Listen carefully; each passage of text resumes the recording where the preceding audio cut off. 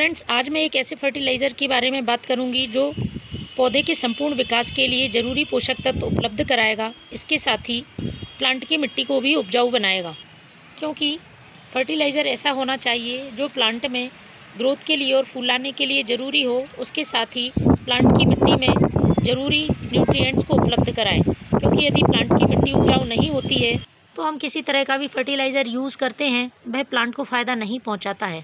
इसलिए हमारी कोशिश यही रहनी चाहिए कि फर्टिलाइज़र ऐसा हो जो हमारे प्लांट की सारी ज़रूरतों को पूरा कर सके। आज जो मैं फर्टिलाइज़र बनाऊंगी उसमें आपको प्लांट के लिए बहुत सारे फ़ायदे मिलने वाले हैं, क्योंकि इससे प्लांट की बहुत तेज़ी से ग्रोथ होगी। यदि आपके प्लांट में नई ग्रोथ शुरू नहीं हुई है, बड्स नहीं बन रही हैं, तो ये प्लांट में बहुत तेज़ी से ग्रोथ लाएगा और साथ में प्लांट में फ्लावर्स की मात्रा भी बहुत बढ़ेगी।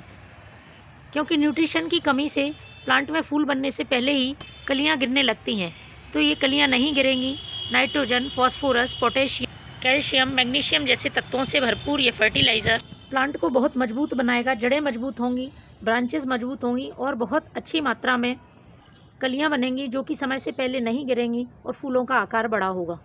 ये बिल्कुल जैविक फर्टिलाइज़र है, प्लांट पर किसी तरह का साइड इफ़ेक्ट नहीं होगा। यदि बात करते हैं किन प्लांट्स में इस फर्टिलाइज़र को हम यूज़ कर सकते हैं, तो ये सभी प्लांट्स के लिए उपयोगी है। आप इसे फूलों वाले, सब्जियों वाले या फलों वाले पौधों पर यूज़ कर सकते हैं। इस फर्टिलाइज़र से एक और बड़ा फ़ायदा है, आपके प्लांट में यदि किसी तरह की जड़ों में फंगस है या मिट्टी में किसी तरह के इंसेक्ट हैं तो वह भी दूर होंगे। प्लांट की इम्यूनिटी बढ़ाएगा। प्लांट में मौसम बदलते समय इंसेक्ट अटैक ज़्यादा होते हैं, डिसीज़ हो जाती हैं, तो इन सारी चीज़ों से रक्षा होगी। तो आइए शुरू करते हैं किस तरह से इस फर्टिलाइज़र को बनाना है और प्लांट पर इसे कैसे यूज़ करना है।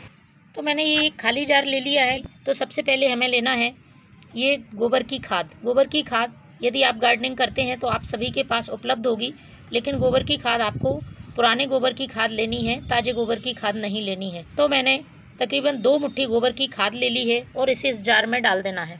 बात करें गोबर की खाद की न्यूट्रिशन वैल्यू की, तो ये बहुत ही पोषक तत्वों से भरपूर है और ये प्लांट में बहुत अच्छी ग्रोथ लाती है। प्लांट में फल और फूलों के लिए ज़रूरी है, नाइट्रोजन से भरपूर होती है ये गोबर की खाद और प्लांट में बहुत तेज़ी से नई ब्रांचेस या नई ग्रोथ को शुरू करती है। इसके बाद जो दूसरी चीज़ लेनी है वो है ये यूज़ की हुई चाय पत्ती। ये तो हम सभी के घर में हम यूँ ही फेंक देते हैं। चाय बनाने के बाद जो चाय पत्ती निकलती है उसको आप अच्छी तरह से धो लें और सुखा लें और उसके बाद इसका यूज़ करें। इसका सबसे बड़ा फ़ायदा होता है मिट्टी के पीएच को बैलेंस बनाना।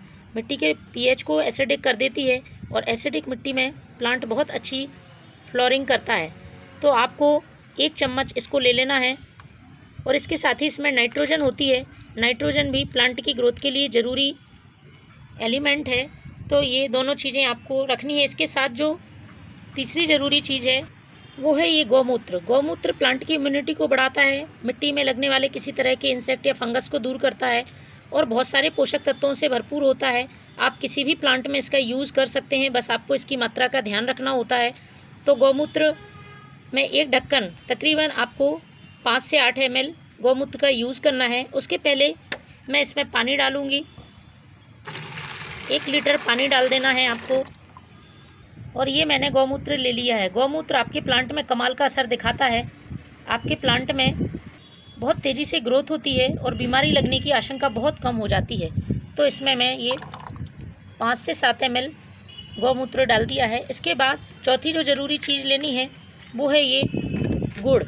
आपको पुराना काला गुड़ लेना है और गुड़ से प्लांट की जो मिट्टी है उसमें गुड बैक्टीरिया इंक्रीज़ होते हैं। इसके साथ ही जो हम फर्टिलाइज़र बनाते हैं उसकी फर्मेंटेशन प्रोसेस को बहुत तेज़ी से बढ़ाता है और कम समय में हमारा फर्टिलाइज़र तैयार हो जाता है। तो एक छोटा सा टुकड़ा आपको गुड़ का लेना है। आप इसको घोल के पानी में और इस तरह से लिक्विड बना लें। उसके बाद आप 1 चम्मच इस गुड़ के लिक्विड को यूज़ करें। तो मैंने ये गुड़ डाल दिया है।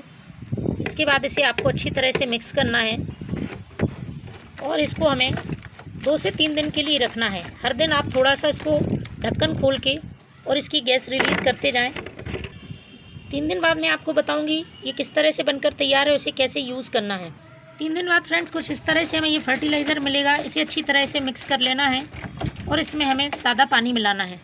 तो हमारे पास 1 लीटर फर्टिलाइज़र था, इसमें 2 भाग पानी मिलाना है। 1 भाग फर्टिलाइज़र और 2 भाग सादा पानी। तो इस तरह से हमें इससे, ये देखिए फ्रेंड्स, ये फर्टिलाइज़र बिल्कुल तैयार है। अब हमें इसे छान लेना है।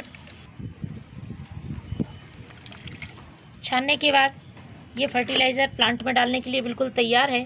पौधों के लिए अमृत की तरह काम करता है। आप इसको महीने में एक बार ज़रूर डालें।